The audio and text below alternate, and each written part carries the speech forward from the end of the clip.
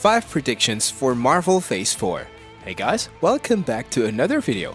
Marvel Studios' new saga started very strongly with WandaVision, then had Loki, and now Moon Knight is melting our brain by introducing Egyptian gods, which was never seen in the MCU before.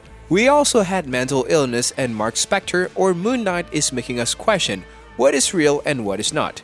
In this video, we take a look at the biggest predictions for Marvel Phase 4 considering we don't have any idea what to expect next. Stay tuned and watch. Future of the MCU. Let's start by speculating about the future of the MCU, and what we know is that there is going to be 3 different sections of the MCU and some big villains who are going to be the primary focus of what Marvel seems to be planning.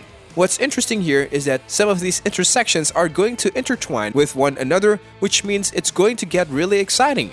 However, some projects could also be on their own and not have much of a connection with other movies or shows, which is great as well because all it takes is actually one villain to unite people which you never would think would interact. For instance, Thanos bringing Spider-Man, Doctor Strange and Tony Stark together with Guardian of the Galaxy, and a lot will connect and build on each other. Let's take a look at the 3 sections Marvel seems to be going to.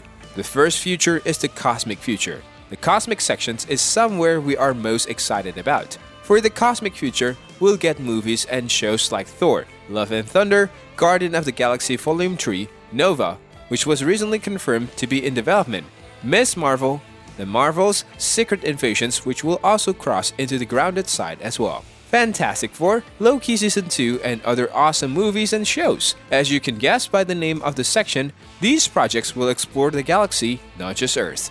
Most of the heroes that feature in this section will feature some cosmic powers or godly powers like Thor. We are also going to be introduced to other gods besides Thor, such as Zeus and Olympus. The cosmic side is going to be really impressive as we're going to see brings and powers never seen before in the MCU.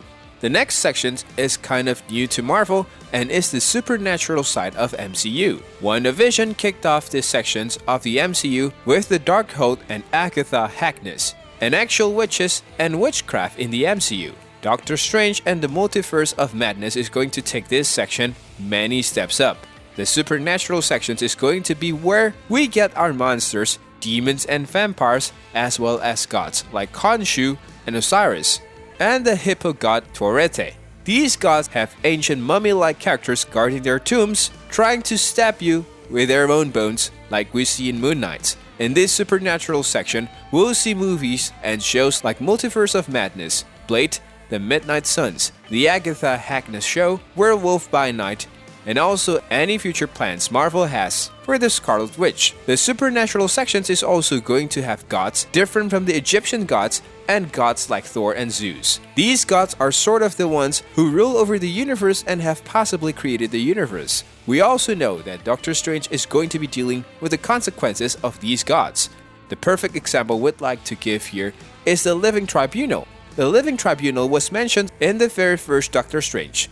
Mordo mentions he had the staff of the Living Tribunal. These gods are the ones trying to judge the actions of different people who mess with not just the universe but also the multiverse as well. It wouldn't be surprising if huge gods like this get set up by the end of the Multiverse of Madness. Finally, there is a grounded side of the MCU with characters like Spider-Man, Deadpool, the Captain America 4 movie in the works right now, Daredevil, Armor Wars, She-Hulk, Ant-Man and the Wasp, the Echo series, Ironheart, and the Dark Avengers. These are going to be Earthbound movies and shows and will have hand-to-hand combat fighting, sword using, gun shooting type of shows and movies. In these sections, the characters use a lot of guns and gears. What's the cool thing is that a lot of these movies can be standalone. They can exist within the MCU but don't really have to reference them that much. All it takes is a good villain to bring many superheroes together. Of course, Marvel is going to focus on its villains as well, and one famous example is Kang the Conqueror, who's going to debut in Ant-Man and the Wasp Quantumania. Doctor Doom is another villain coming soon, and he could be in the Fantastic Four movie coming soon. All these villains can possibly bring all of these heroes and sections together where we can see a huge battle in the new Endgame. Well, that's all for this video. Hope you enjoyed this one. Thanks for watching.